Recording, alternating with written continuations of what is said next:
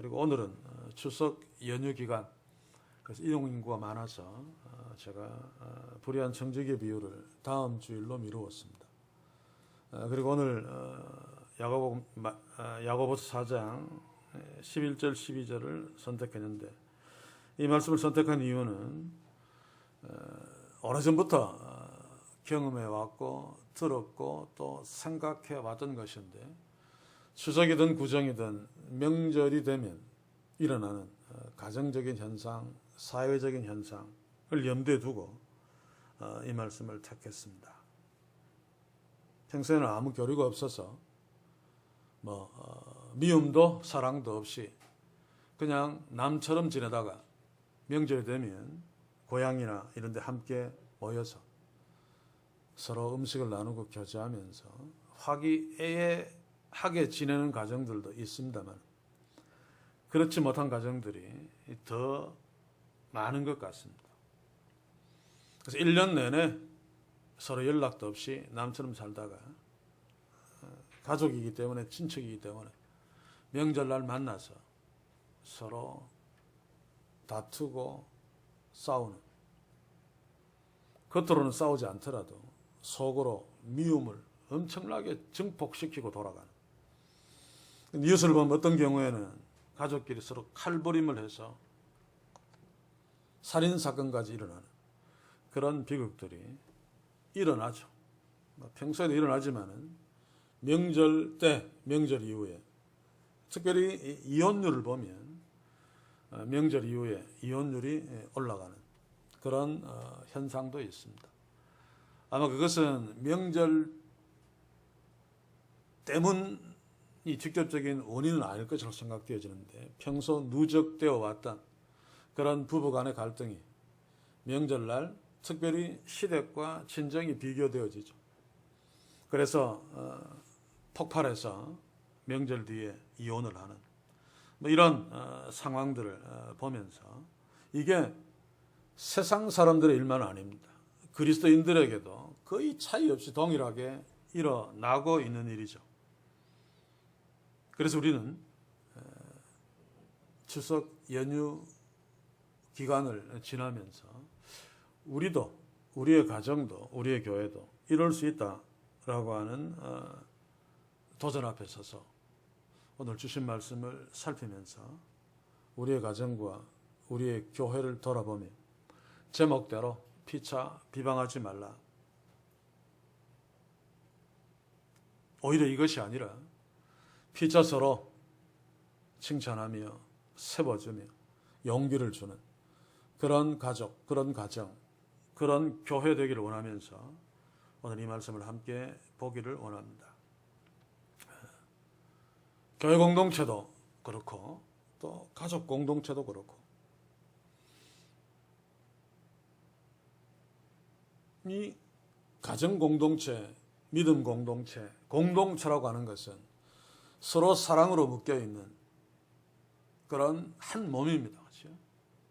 그러면 서로 사랑하며 세워주며 그렇게 해야 되는데, 오히려 가족 공동체에서는 가족들끼리, 또 교회 공동체는 지체들끼리 서로 헐뜯고 싸우는 일들이 왕왕 일어납니다.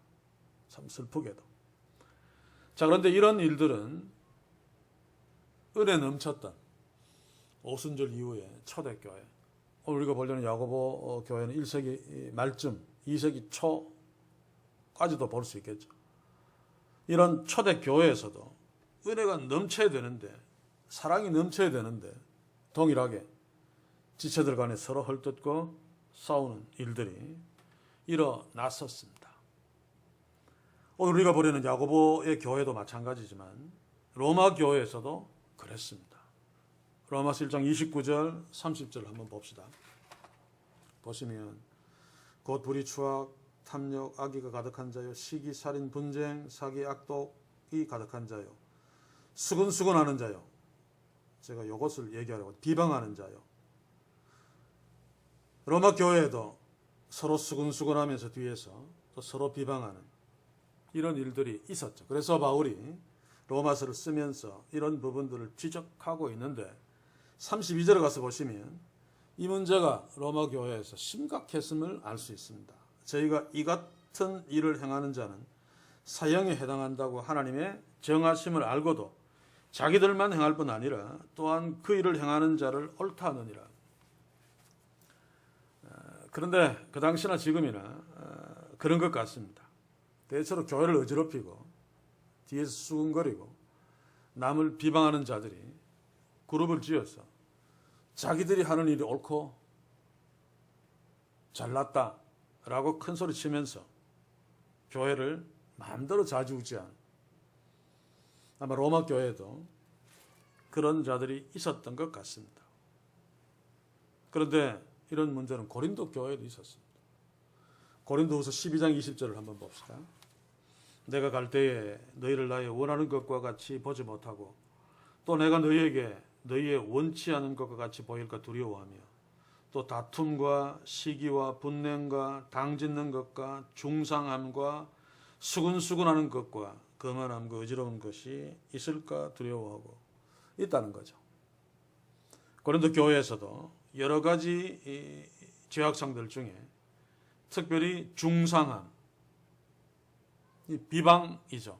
그리고 수근수근되는 것, 소위 뒤에서 씹는 것, 이런 것들이 교회 공동체 안에 있었습니다.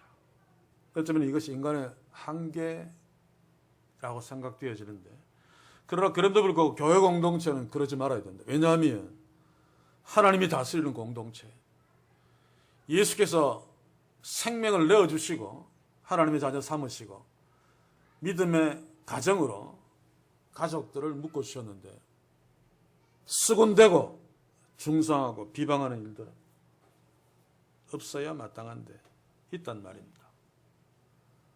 오늘 우리가 보려는 야고보 교회에서도 마찬가지입니다. 11절을 다시 제가 읽어드리면, 형제들아 피차 비방하지 말라. 형제를 비방하는 자나 형제를 판단하는 자는 곧 율법을 비방하고 율법을 판단하는 것이라. 네가 만일 율법을 판단하면 율법의 준행자가 아니요 재판자로다. 야고보의 편지를 받는 교회에서도 피차 비방하고 판단하는 일이 있었던 것 같습니다. 그래서 야고보는 편지를 쓰면서 그러지 마라. 형제들아 피차 비방하지 마라. 판단하지 마라 라고 책망하고 있습니다. 이런 일들은 오늘 이 시대 교회 공동체 안에서도 또 가정 공동체 안에서도 눈에 보이게 막 전쟁을 치지 않는다 할지라도 수시로 일어나는 일들이죠. 부부 사이에, 부모 자녀 사이에, 형제들 사이에. 그래서 우리는 심각하게 이런 부분들을 가정에서 교회에서 한번 돌아볼 필요가 있습니다. 지금은 아무것도 아닌 것처럼 보여도 작은 수군됨, 작은 비방, 작은 마음의 어떤 소원함들이 그대로 방치되어지면 제가 서두에서 이야기했듯이 이혼으로 가정이 깨어질 수도 있고 교회는 사탄의 우리로 변할 수 있단 말입니다. 그래서 오늘 성령께서 야고보서를 통해서 형제들아 피차 비방하지 마라 라고 하는 명령 앞에 우리 다 함께 신실하게 설 수 있기를 바랍니다. 자, 그러면 비방하지 말라라고 하는 말을 제대로 이해하려면 이게 무슨 의미일까? 먼저 예수께서 말씀하신 비판하지 말라라고 하는 의미와 비교해서 예수님이 비판하지 마라라고 하는 그 의미를 바로 알아야지 이 말도 제대로 이해할 수 있습니다. 마태복음 7장 1절에 보시면 비판받지 아니하려거든 비판하지 말라라고 예수께서 말씀하셨습니다. 산상수훈에서.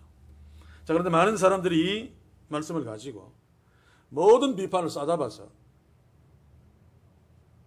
하나님의 명령을 어긴 것으로 죄로 규정해버립니다. 그러면서 교회는 모든 것이 은혜스럽게 긍정적으로 생각해야 된다. 그렇게 살아야지 성도가 서로 또는 교회를 비판하면 안 된다. 특히 주의 종이 목사를 비판하면 저주받는다 라고 하는 말이 일반 교회에서는 하나님의 말씀처럼 상식처럼 통하고 있습니다. 저도 여러 사람들에게 당신은 예수님이 분명히 하지 말라고 했는데 왜 그렇게 교회를 비판하고 그렇게 하느냐라고 저를 비판합니다. 그래서 비판과 비방을 잘 구별할 필요가 있습니다. 모든 비판을 다 싸잡아서 잘못이라고 이야기하면 가장 먼저 우리 예수님이 모순에 빠지죠. 그분은 비판의 왕이십니다. 성경을 한번 펼쳐보십시오. 예수님이 사람들에게, 제자들에게, 바리새교 서기관들에게 칭찬한 말이 몇 마디나 됩니까? 거의 대부분 책망이고 비판입니다. 그렇게 할 수밖에 없기 때문에. 특히 당시에 회개할 것이 없는 자다. 당신들이 정말 빛의 아들입니다. 라고 칭송받았던 바리새인들과 서기관들을 향해서 예수님은 신랄하게 비판했습니다. 우리로 친다면은 최악의 욕짓거리를 해댔습니다. 회칠한 무덤아, 이 뱀 같은 놈들아. 이 보통 욕이 아니죠. 왜 그렇게 하셨습니까? 해야만 되기 때문에 그랬습니다.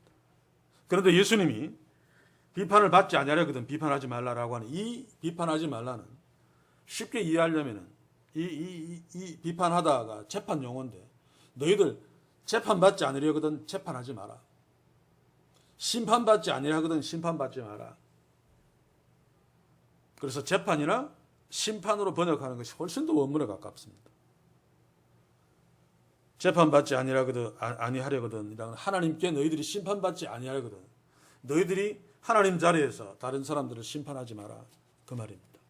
그래서 예수님이 비판하지 말라는 이 말은 어떤 자의 삶을 놓고 어떤 것들을 놓고 죄로 규정하고 그 규정한 죄에 대해서 정죄하는 것, 이게 심판이고 재판이죠. 이거는 하나님만이 하실 수 있는 것인데 너희들 왜 그렇게 하느냐? 하나님의 자리에서 바로 이런 말입니다. 요즘도 마찬가지죠. 재판하고 죄로 규정하는 것은 판사만이 할 수 있습니다. 대통령도 할 수 없는 거죠. 당신은 이러이러한 살인죄를 저질렀으니까 징역 25년. 이 판사만이 할 수 있는 거죠. 검사도 못합니다. 이런 일들을 예수님은 너희들, 특별히 믿음의 지체들 사이에서 그런 심판, 그런 재판 하지 마라 라고 명령하고 있는 거죠. 왜냐하면 특히 정죄는 하나님만이 하실 수 있습니다. 그런데도 아무런 생각 없이 잘난 척하면서 오늘 이 시대의 그리스도인들이 많이 하고들이 있죠. 특히 부모들, 특히 저 같은 목사들.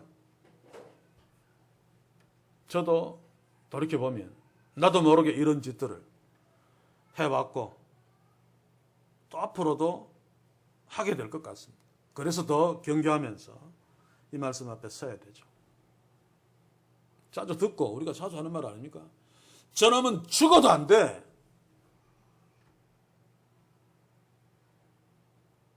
저놈은 지옥 백성이 틀림없어. 지옥 갈 거야. 우리가 뭔데 어떤 잘못에 대해서 그것을 분석하고 생각하고 때로 필요하면 지적해 주는 것은 필요합니다만 왜 심판까지 하느냐 말입니다. 그런데 우리는 그러고들 있습니다.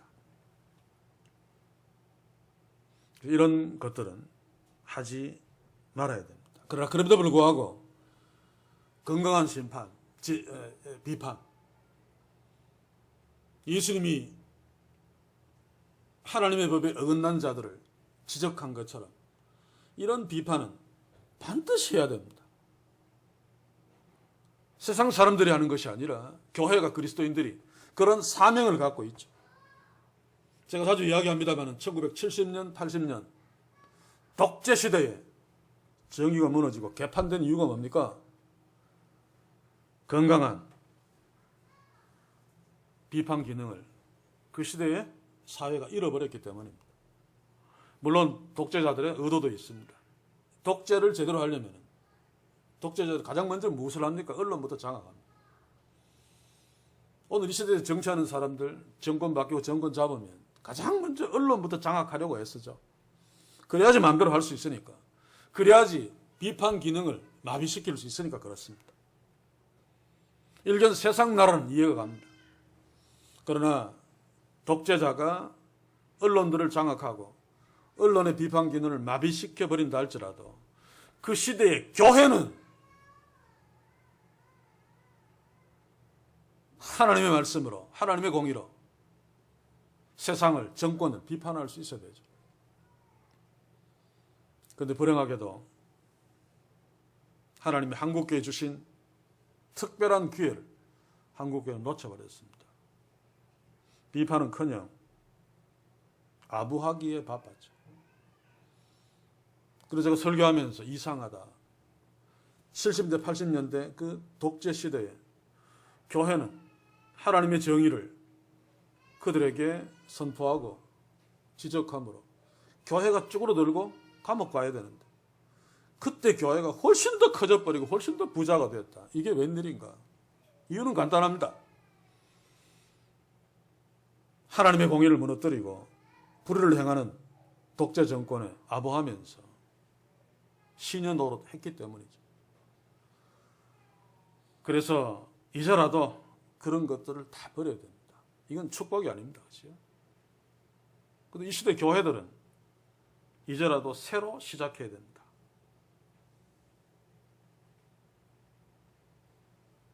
그래야지 이 시대에 하나님 나라 그래도 소망이 있습니다. 그런데 왜 해야 될 비판을 하지 않습니까? 자기가 손해보기 때문입니다. 그래서 정치판은 해야 될 비판은 안 하죠. 내 자리 위태롭고 손해보니까. 그러나 하지 말아야 될 비방은 하고 있습니다. 그게 나한테 유리하니까. 제가 추석 연휴에도 누구한테 말했는지 잘 모르겠습니다. 전화로 뭐 얘기했는지 모르겠는데 참 정치판을 보면 정말 해야 될 비판들은 안 하고 남을 깎아내리고 험담 그 정의로운 척하면서 비방만 많은. 그래서 참 이 나라 앞날이 암담하다라고 말을 했었습니다만 그런데 이런 정치판 속에서도 교회만 주님이 바리새인과 서기관들을 비판했듯이 그런 살아있는 비판 능력이 있다면 상황은 달라지고 이렇게까지 되지 않았겠죠.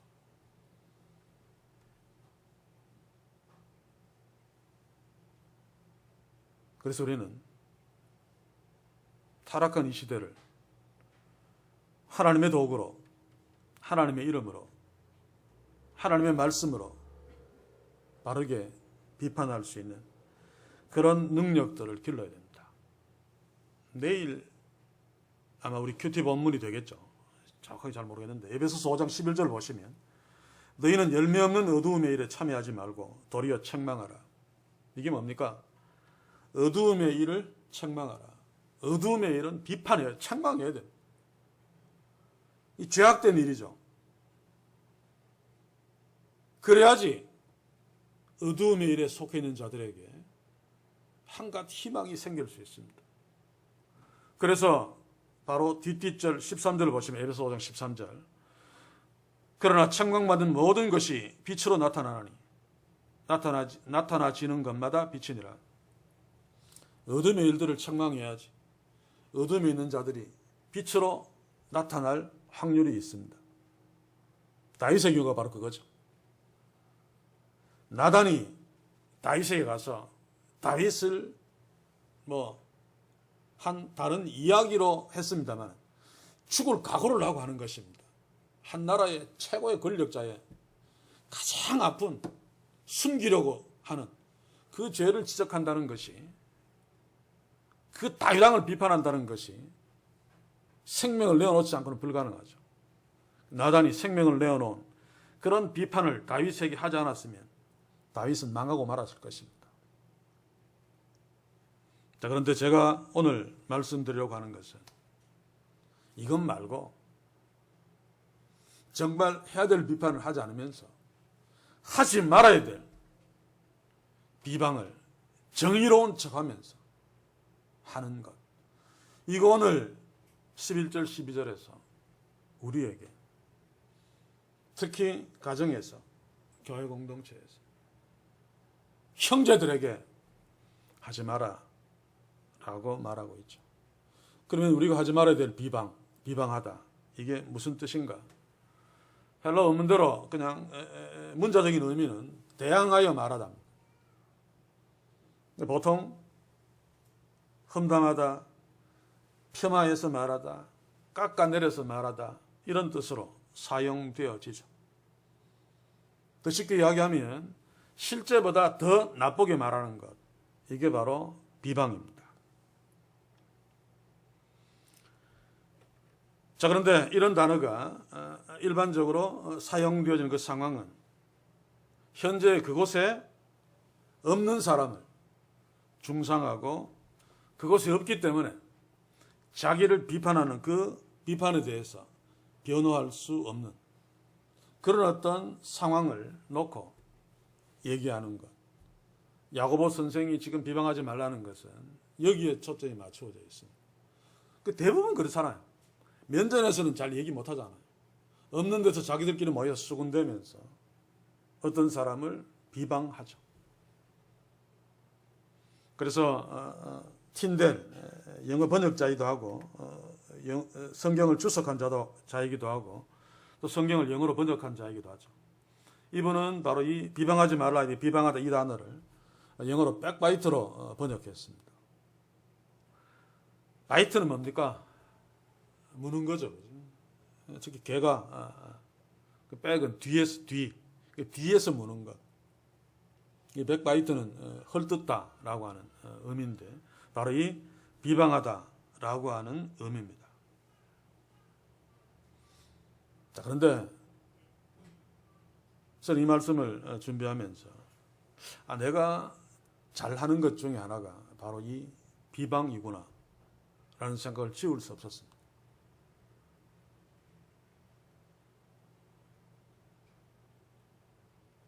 우리는 어떻습니까? 밖에 나가서 남편 얘기, 또 밖에 나가서 아내 얘기,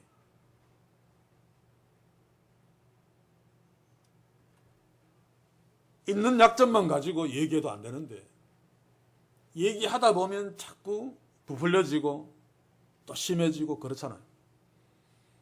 저는 그렇습니다. 이야기하다 보면 뭐 거짓말은 안 합니다. 못 합니다만 좀 더 강조하고 좀 더 과장하고 예수님의 말씀에 의하면 이것은 살인행위라고 이야기합니다. 마음속에 미움을 품는 것만 해도 살인행위인데 그것을 뒤에서 수군거리면서 비방하고 중상모략하는 말을 표현하는 것은 더더구나 말할 필요가 없죠. 그런데 이게 우리 믿는 자들의 가정에서 교회에서 그냥 어쩌다가 가리고 횡행한단 말입니다. 우리 교회 공동체는 그렇지 않습니다만. 그런데 걱정은 작아서 그렇지 않다면 문제입니다. 그렇죠?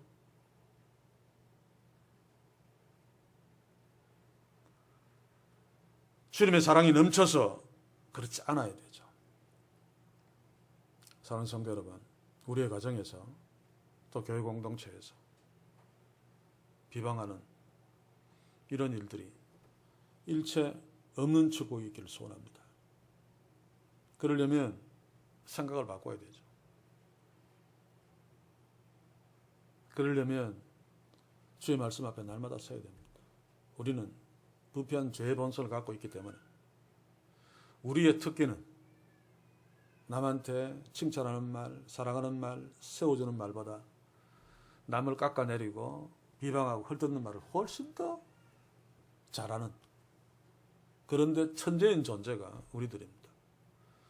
그래서 주의 말씀 앞에 서서 나 이 부패한 본성을 죽이고 그리스도를 계속 닮아가지 않는다면은 나한테 아무리 잘해주는 사람이라도 내 중심에서 어떤 기분 나쁜 상황이 있고 어떤 문제가 생기면 그 사람을 헐뜯고 쉽게 비방해버리고 나쁜 놈 만들어버립니다. 그게 우리라는 사실을 잊지 말고 오늘 이 말씀 앞에 서서 자신과 우리의 가정들을 돌아보면서 우리에게는 비방이라는 그 의미마저도 우리에게 없는 그런 축복이 우리 모두에게 특별히 저는 말씀을 하면서 저에게 있기를 소원합니다. 이런 축복이 우리의 가정, 우리 교회 공동체 넘치기를 주의 이름으로 간절히 소원합니다. 그리고 오늘 본문에 보니까 후반부에 형제를 비방하는 것에 한 걸음 더 나아가서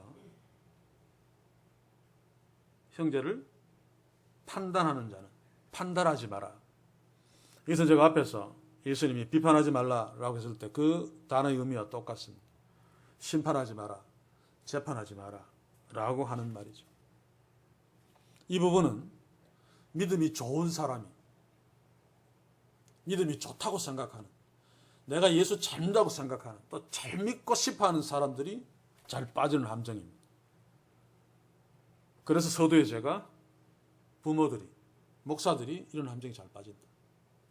부모들은 자기 자녀가 잘 되기를 원하면서 어떤 말들을 하는데 그 자녀에 대해서 하나님이 되어 잘못을 지적함과 동시에 정죄까지 해버리는. 정말 이 두 번째 부분을 우리가 더 주의해야 됩니다. 형제를 판단하는 자는 곧 율법을 비방하고 율법을 판단하는 것이라. 여기서 판단이라고 하는 사리 판단, 옳고 그름을 판단하는 이런 것들을 말하는 것이 아니죠. 제가 앞에서 비판해야 될 것은 비판해야 되는데 그것을 말하는 것이 아니라 판사처럼 심판하는. 근데 우리는 대체로 한번 보십시오. 그 사리 판단을 하고 선악간에 분별하고 하나님의 말씀으로 비판하는 것도 저는 그런 일을 합니다만, 글도 쓰고 합니다만. 그런데 오늘 이 말씀 앞에서 비추어 보면 설령 글로 표현하지 않아도 심판까지 해버립니다. 제가 오래전에 그 부활론을 비판하면서 그 순천에 있는 중간에 한번 멈춘 적이 있습니다. 큐티를 하다가 내가 지금 신의 입장에서 비판하고 있다. 그리고 비판의 대상인 사람을 죽이고 싶은 마음이 생겨. 이런 놈은 뒤져야 되는데 왜 이렇게 목회 잘하고 있지? 왜 이렇게 사람들이 많이 모이나? 죽여야지 라고 글을 쓰고 있는 내 모습을 발견하고 한동안 글을 멈추었습니다. 그리고 마음을 다시 정리하고 정말 사랑하는 마음으로 비판도 해야 되는데 그게 잘 안 되더라고요. 그런데 가족마저도 믿음의 지체들마저도 뭔가 문제를 지적해야지 바르게 될 것을 알면서 그것을 목적으로 하면서도 실제로는 보면 사랑이 빠져버리고 그래서 정죄까지 해버리고 그래서 상대방의 마음에 깊은 상처를 주고 넘어지게 만드는. 그런데 정작 본인은 모르는 이런 일들이 내 주변에 나에게 참 많이 일어난다는 사실을 기억하십시오. 한국교회에서 많이 이야기되고 있는 거죠. 실제로 한번 얘기한다면 당신은 예수 믿은 지 수십 년이 되면서 장로라고 하면서 왜 새벽기도는 나오지 않느냐? 장로 때리치아라. 장로 때리치아라가 정죄하는 거죠. 그렇죠? 또 당신은 예수 믿은 지 그렇게 오래되면서 왜 아직도 11조 하지 않느냐? 당신은 복받기 걸렀다. 복받기 걸렀다는 정죄하는 것입니다. 또 이런 이야기 많이 하죠.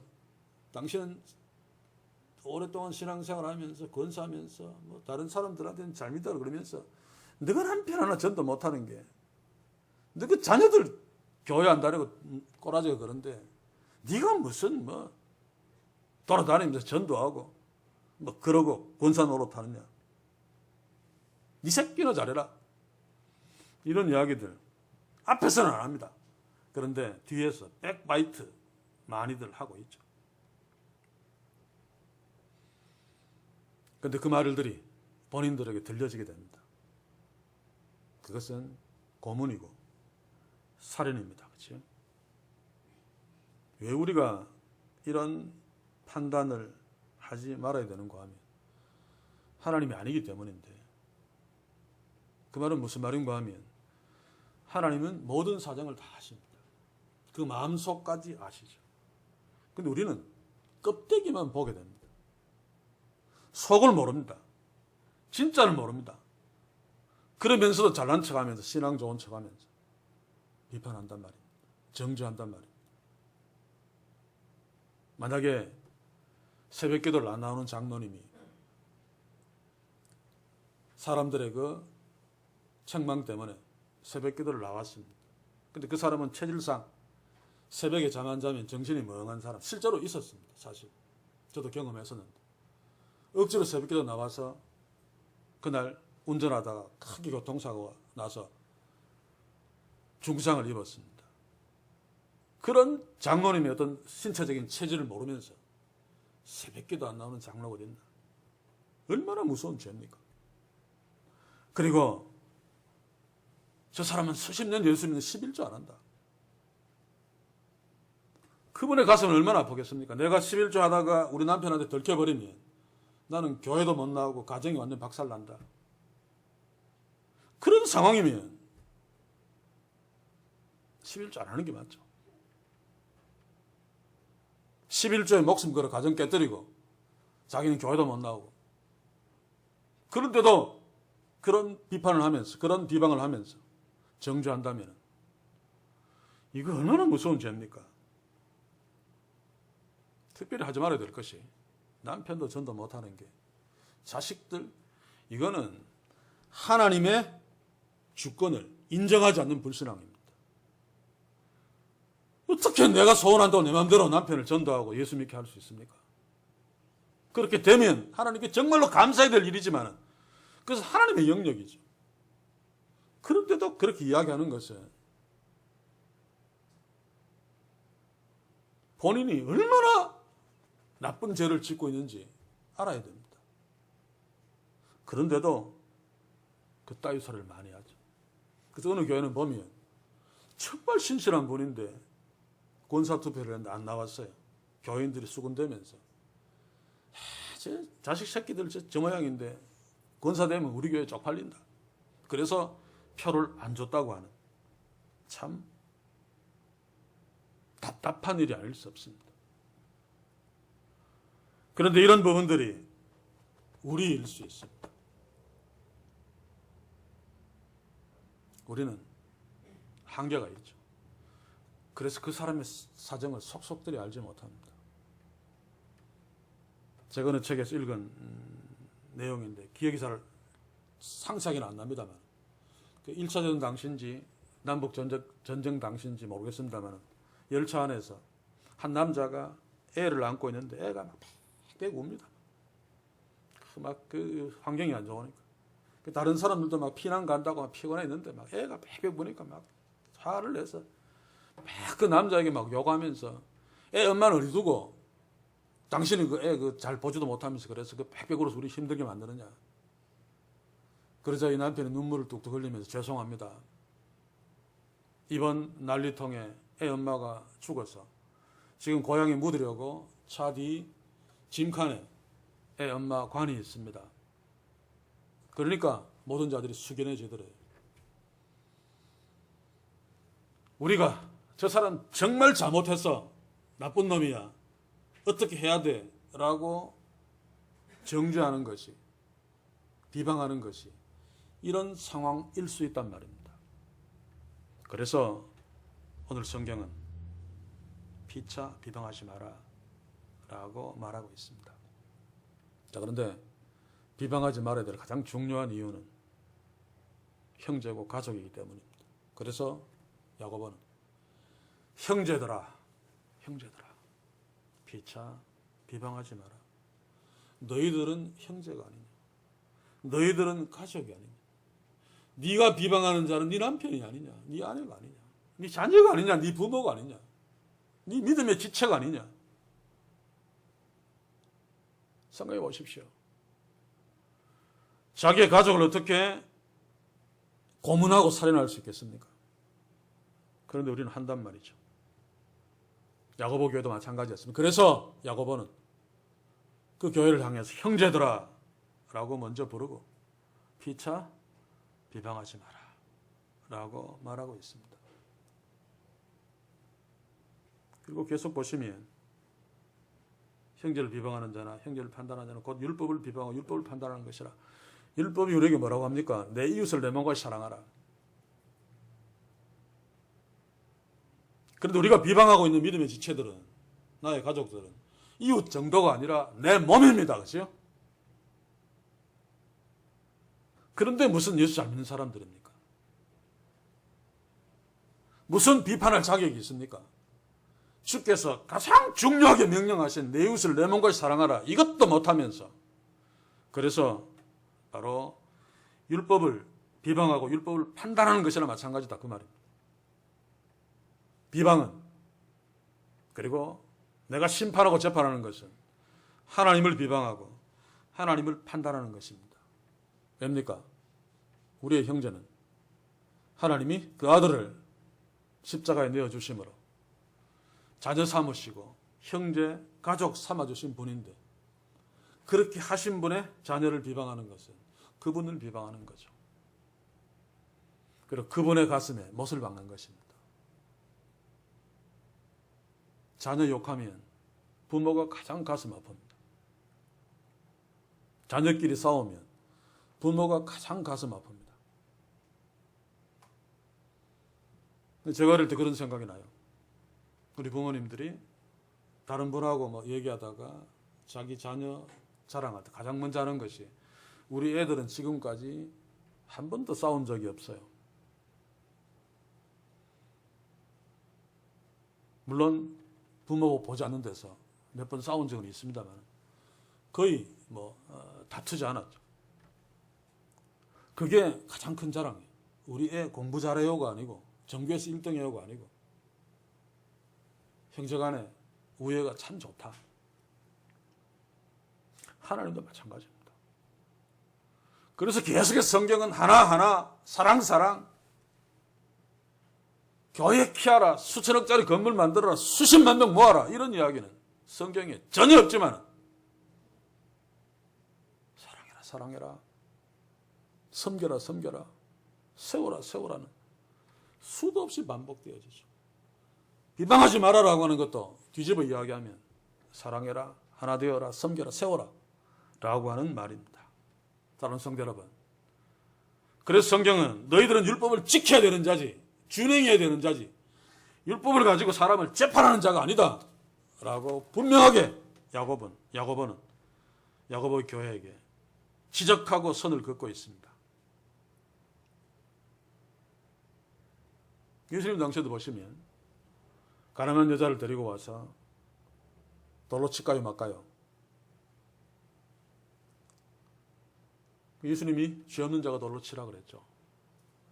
그 전에 땅에 무슨 글로 쓰셨는데, 그 어떤 신학자들은 예수님이 땅에 쓴 글이 여자와 가늠한 남자도 데려오라 라고 썼다라고 상상하기도 합니다. 이상하죠. 그런데 이놈들 그치요? 왜 가늠한 여자만 데리고 옵니까? 율법에는 가늠은 남자와 여자를 동시에 돌로 쳐 죽여야 됩니다. 아마 데리고 온 사람들 중에 그의 자녀가 어쩌면 이 여자와 가늠했을지도 모릅니다. 죄 없는 자가 돌로 치라는 말은 똑같다는 이야기죠. 너희들은 이런 말할 자격이 없다는 이야기입니다. 그런데도 자격이 없을수록 더 그런. 그 심리학자들은 그런 말을 하죠. 자신이 교만한 자가 교만을 못 참는다. 다른 사람 교만한 것을 못 참는다. 이유는 자기의 교만을 위장하기 위해서. 이 짓을 바리새인 서기관들이 했죠. 자신의 위선, 비리를 숨기기 위해서 그것을 지적하는, 그리고 옳은, 공의로운 예수님을 끊임없이 비판했습니다.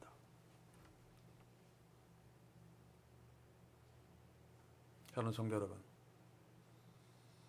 여러분들은 해야 될 비판을 하고 있습니까? 하지 말아야 될 비방을 하고 있습니까?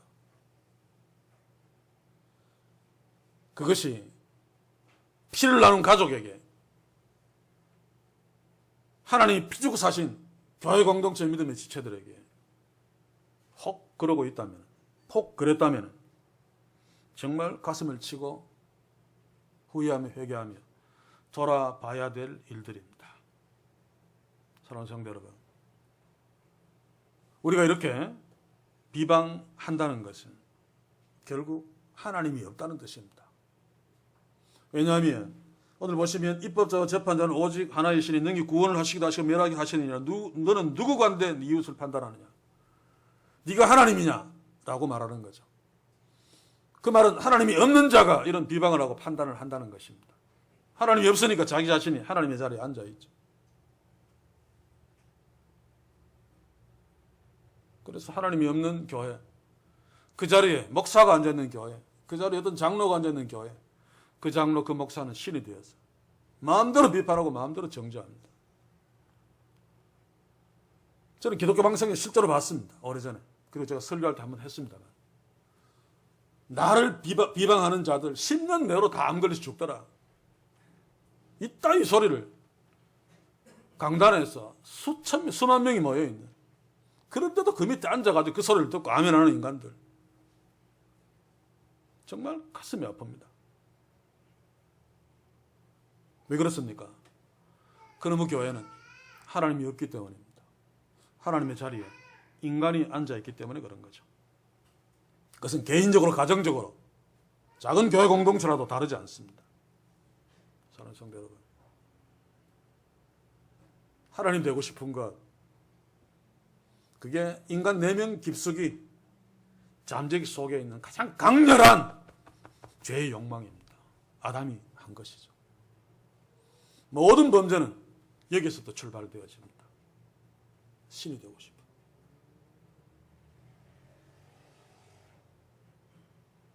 그래서 쉽게 자기 남편이라도 아내라도 가족인데도 믿음의 지체들인데도 비방하면서 판단하면서 하나님 노릇하는 거죠. 이 이상 더 큰 불행이 없습니다. 가정에, 또 교회 공동체에. 사랑하는 성도 여러분, 추석 연휴를 맞아서 오늘 이 말씀 앞에서 나 자신을 먼저 돌아보고 우리의 가정들을 돌아보며 이 교회 공동체를 돌아봅시다. 그러면 이 문제를 어떻게 해결할 수 있는가? 우리의 힘으로는 불가능합니다. 앞에서 늘 하나님 앞에 서야 된다라고 말했습니다만, 특별히 이 문제가 굉장히 심각한 문제라는 것을 인식하고 항상 염두에 둬야 됩니다. 그래서 매일 말씀 묵상을 하면서 이런 도전이 올 때마다 다시 한번 앞에 세워놓고 돌아봐야 되죠. 그래서 야고보서를 보시면 혀를 다루는 자는 퍼펙트맨이다. 혀를 제어할 수 있는 자가 없죠.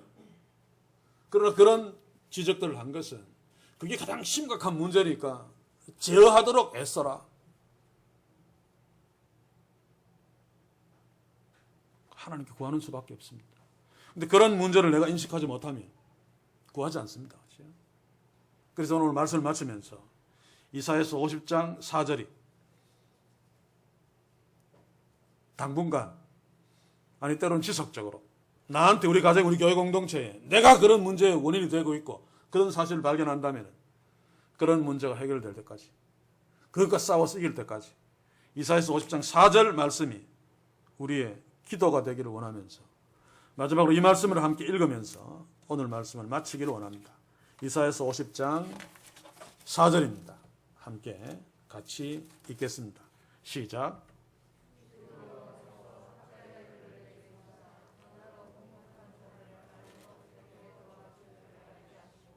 아침마다 깨우치시되 나의 귀를 깨우치사 학자같이 알아듣게 하시도다. 우리에게 학자와 같은 혀와 학자와 같은 귀가 있어서 비방해서 다른 사람을 무너뜨리고 내 가족을 절망에 빠뜨리고 믿음의 지체들을 걸려 넘어지게 하는 것이 아니라 오히려 세워주는, 섬기는 사랑의 말을 해서 설령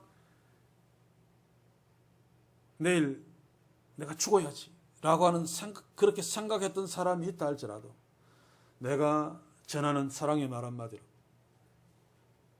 그 극단적인 생각이 사라져버려. 그런 학자의 혀가 우리 교회 공동체에 속한 우리 모두에게 주님 오시는 그날까지 계속 되어지면서 이 말로 하나님께 영광 돌려드리고 이 말로 하나님 나라가 더 놀랍게 전진하는 그런 역사, 그런 축복이 우리의 학자의 혀로 인하여 우리의 가정부터 우리 교회 공동체에서 풍성히 일어날 수 있기를 주의 이름으로 간절히 소원합니다. 기도합시다. 주여, 오늘 말씀 앞에 서서 주의 말씀을 함께 나눌 적에 먼저 말씀을 전하는 이 종이 심하게 걸립니다. 매일 말씀 묵상을 하면서도 죄의 목록들을 작성할 적에 말로 짓는 죄가 가장 많으며 또한 그것 중에 다른 지체들을 비방하고 심판하는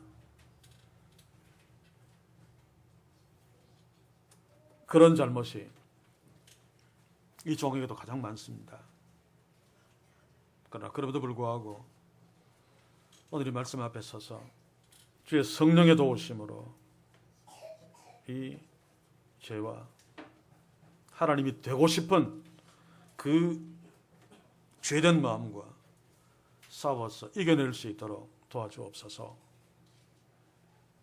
우리 믿음의 가족들, 가정마다 또 이 교회 공동체의 지체들 사이에서 형제들아 피차 비방하지 마라 라고 하는 주의 명령은 별 소용이 없고 너무너무 사랑함으로 이런 말씀이 우리에게 필요가 없는 가정 공동체, 교회 공동체 되게 하셔서 하나님만 높이며 형제들을 세워주고 섬김으로 하나님의 마음을 기쁘시게 하며 그러므로 이 교회 공동체를 통해 하나님의 영광을 드러내며 세상을 향해 하나님 나라가 놀랍게 전진하는 그 역사를 우리의 사랑하는 마음에서 우리에게 주어진 학자의 혀에서부터 시작될 수 있도록 우리 모두를 그렇게 축복해 주시옵소서. 예수님의 이름으로 기도하옵나이다. 아멘.